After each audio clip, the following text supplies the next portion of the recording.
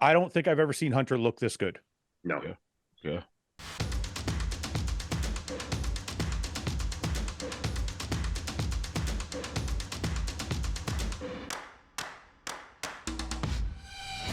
What's up guys and welcome.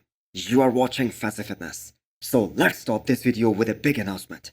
From the 2 times Arnold Classic champion and 2 times runner-up at the Classic Physique Miss Olympia, Terrence, who just confirmed that he won't be doing this year's Miss Olympia.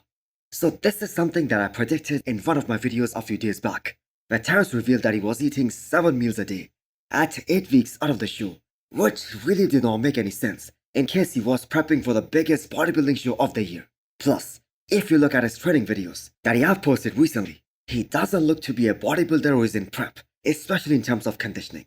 Now, I'm not implying that he's looking bad or anything, but in relative terms, if you look at guys like Ramondino or Wesley or any of the other top guys, they look to be pretty close to their target. So is that a fair decision? Is that a right decision? I have to say 100% it is. Time and time again we have pointed this out, that Terrence is the only guy in the Olympia first call out, or even among the top 8 guys at the Olympia level, who has massive room to get bigger, to grow, for improvements. I mean, the man can put on more than 15 pounds of solid muscle before he touches his classic physique weight ceiling. And all the other guys at the top, they are hardly making the weight every year, and it is almost impossible to make some significant improvements if you are so restricted with your weight cap. Plus the elbow injury that Terrence had this year, which was hindering his arms training, that was also one of the biggest factor of him pulling out of this year's Miss Olympia. Simply because arms, or more specifically his biceps, they are not his strongest points.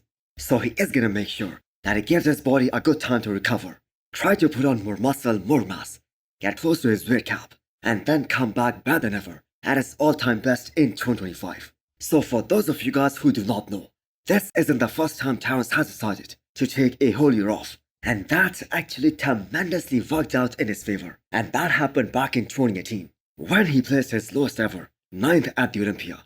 So he took the next year off, and he came back better than ever in 2020, and he shocked the entire bodybuilding world by beating Breon and placing 2nd behind Chris Bumstead.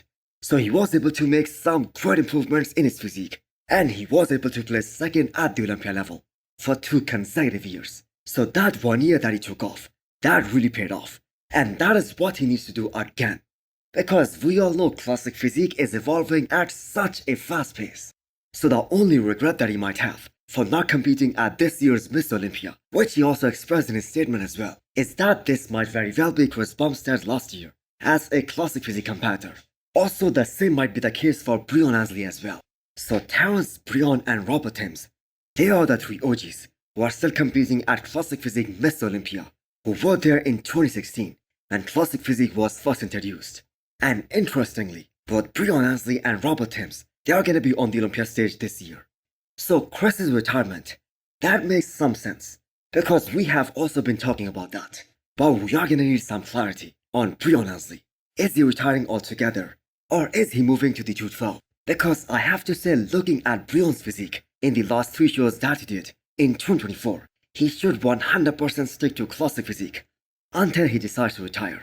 Because he's still one of the top guys in classic physique, and that might not be the case when he switches over to the 212. Next up is the update of Antoine Weiland. First of all, a huge congratulations to him. Add him into the list of active IFBB pros who are gonna become fathers this year. So his fellow countrymen, Regan Grimes is another one who has a baby on the way. So congrats to both of them. So Antoine was strictly asked a bodybuilding related question, that will he ever compete again? And the answer is yes. He's planning to return to the stage sometime next year. Yeah, probably next year. I don't know what yet, because I got a baby on the way. So 288 in the morning.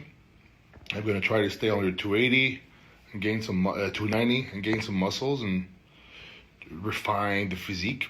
So we saw the absolute best version of him at this year's Arnold Classic, especially the one in Ohio. He looked absolutely amazing at that show. I believe he was 7th, which wasn't the placing he was aiming for. But as far as his look is concerned, this was undoubtedly his best ever. Now he could have been a little more fuller, but he looked absolutely amazing. So can Antoine get to the Olympia stage next year? I think he can, especially if he chooses the show more strategically. He was able to win Chicago Pro very convincingly in 2022, and that was the year he qualified for Miss Olympia as well. So Antoine is one of those guys who has amazing quads. His lower half is absolutely nuts. But as far as his upper half is concerned, he will always need additional size to create more balance. So Antoine right now is one of the most experienced IFB pro in the men's open bodybuilding. He earned his pro card back in 2012. But the thing is, the man was fighting a drug addiction during that most part of his professional career. And that is why he did not compete, especially in those years. But what a great comeback from there onwards. I mean, having multiple injuries, 2 bicep tears, a heart condition, and still being a multiple times Olympian. That is truly motivating. We were talking about wow factor.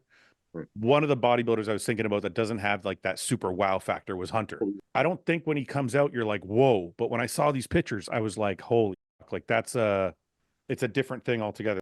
So this goes out to all those people who weren't really impressed with Hunter Labrada's update yesterday. So this is taken from Hunter's own YouTube channel. And this look right here, where he is posing immediately after a workout session. The man looks right on the money. So Hunter here is 2.5 weeks out. And for the very first time in his pro career, he is gonna be ready at more than 10 weeks out.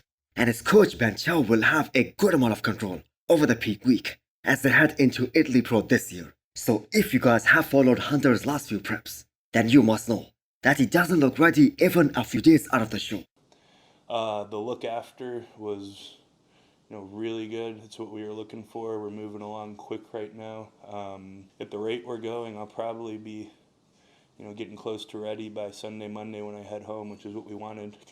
So Tampa Pro last year, that was probably the smoothest prep for these guys. And that is why that was his best look ever, especially in terms of conditioning. We have never seen that kind of conditioning on him before. And that is why the aim this time is to be that look, with the additional size, with the additional muscle. And I believe this is gonna be better than that by quite a margin. So when we talk about the strongest shots by some of these guys, especially the top ones, like Derek with that back double biceps, Hadi with the abs and thigh and the most muscular, Andrew with his front double biceps and the abs and thigh. So I think credit must be given to Hunter here for his insane side tricep shot. I think that is one of the best in the men's open right now. So I have absolutely no doubt that Hunter is gonna dominate this year's Italy Pro. And I believe he is for sure making the first call out at the Olympia in October. Rest of it depends on how good he peaks in comparison to the other top guys. Next up, we have a physique update from Martin-Fitzwater, hitting some shots after going through a brutal leg workout. And that is a perfect reply to all of us who thought that he might be behind, based on that guest posing that we saw a couple of days ago. So he looks way better here, in comparison to what we saw at that guest posing. And it's kinda funny that he says that he feels flat here. So that might be the prep brain talking, because I think he looks very round and very full at the moment. So Martin without a doubt has to be one of the biggest talent that we are gonna see on the Olympia stage this year, especially among those guys who are making their Olympia debuts, who have qualified for the Olympia for the very first time. I mean, the guy isn't missing a single thing.